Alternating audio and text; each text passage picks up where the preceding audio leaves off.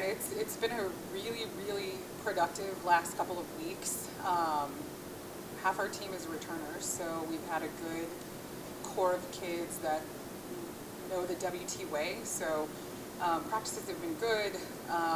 We are implementing some new systems and things like that, but so they've learned, but they've all taken it really, really well. And the glue from the returners has been really, really strong. So seen a lot of good things. We've battled a couple of injuries that we're kind of still working through to get some kids back on the court. But overall, it's been a really productive last couple of weeks. Coach, obviously this being your first year here at WT, just kind of how well is this program warmed up to you, the kids, everybody in this program? Man, they've been awesome. Like, being here since March, I had a good amount of time with them in the spring to really learn them. I'm one person, and it's been easier for me to acclimate to them than all of them to acclimate to me. So they've been very, very good leaders, very warm, very welcoming, to understand that I understand what WT volleyball is from the outside as an opposing coach in the last 5 years. Being here and trusting what they do every day, I've really welcomed that. I've had to swallow a lot of pride because of that, because what has been working here, why do you change that? It's been working. So we're going to put our own spin on things, but the team has been great as far as welcoming what I saw as far as things that I capitalized on last year in terms of how do we make those strengths over here. You mentioned half the team coming back. What are some new players you feel like can make an impact on the team this year? Man, already you've got Casey Kavanaugh. She's a little outside hitter from Troy, Texas. She's just a dog. She's coming in. She is not afraid. She's just getting after it. She's going through the same transition that all the freshmen are, with just new school, new town, new team, new coaches, but she shows up every day and she gets after it, and she's a great teammate on the court. She's got great leadership qualities, so she's been a really big standout so far with the newbies. And then freshman setter Hannah Pemberton, she's in from Las Vegas, Nevada, and we're talking about a kid that's a walk-on that has come in and just, it doesn't matter. She's fighting for playing time and kind of establishing herself with, I'm here to work and I'm here to play WT volleyball. So those have been probably the big transfers that have, not transfers, but new kids that have come in and impacted right away. I mean, it's been an exciting build-up to get to the season. I mean, WT is just getting accolade after accolade, number 1 in the Lone Star Conference preseason, number 3 nationally. Has that added any more intensity to you guys ramping up and trying to uphold what everybody's expecting to see out of you guys this year? I don't know that we're not talking about that. We're taking care of what we need to take care of in that moment. There's a lot of talk about expectations and national championships and conference championships and regional rankings and national rankings. We're not talking about it. We're coming together. We got a new staff. We have a lot of new kids that are on the court that are taking on roles that they just haven't yet, and we're just committed to each other in terms of what are we going to do every day? Are we doing the right thing for each other every day? And of course we have those long-standing goals that are in front of us, and there's a lot of expectations around town and on campus.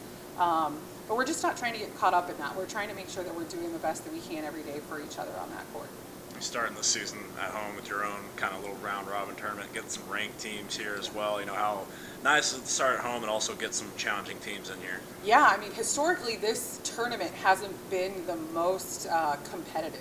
There's been some good teams, but this is probably the first year in quite some time where you've got 3 ranked teams here. So we've got, we're ranked 3rd, and then you've got Ferris State at 18, and you've got UCM at 15. So, wow, what a way to start off your season, right? Like, you're going to get battle tested right out of the gates. But, when you talk about the expectation of a season in terms of postseason NCAA regionals and things like that, you've got to really put together a good, strong resume of strength of schedule. So there's going to be no shortage of strength of schedule this weekend, and we're going to get it right out of the gate on Thursday night with Ferris State. And we have to ask about it. Obviously, playing international this weekend as well, you spent a long time on those sidelines. How's it going to feel coaching against them for the first time?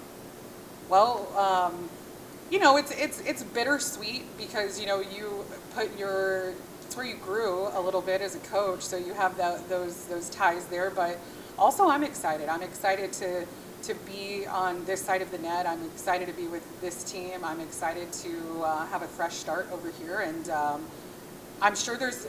First off, this team is already like amped up to play that game because, well, WT lost to TMU last year, so that wasn't too far ago. So they're ready to get after it. They're ready to get after it, and so am I. Tori Miller makes a transition from one of the best players in D2 volleyball to a coach. How has that transition been going? What a gal. She's awesome. You know, she's a green assistant coach, so, you know, there's a lot of learning going on, and I'll highlight Bailey Allen too. You know, both of my assistants, you know, have not coached college volleyball. They've been phenomenal college volleyball players. But man, what they were able to do, Tori's All-American, 4-time All-American. Bailey was she was an All-American back in 2021 as a middle. These kids were studs on the court. So when you have that type of athlete in your gym that transitioned to being an assistant coach, man, I trust them 100% with their training groups, and I can already see some really good improvements with those kids. Yeah, kind of piggybacking off that with Miller, did she kind of help you? Like, you bring your kind of style in as a head coach, but she kind of helped you, let you know what works or what should stay at WT? Absolutely, because you have to swallow some pride here.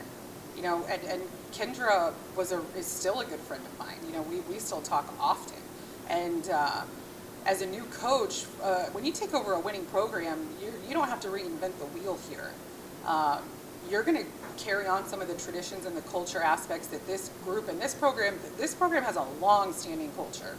And I'm sure some of the things that Kendra did were things that were done 10 years ago and 15 years ago and 20 years ago and when she was a player. So we're not coming in to change that. We're just putting our own spin on it.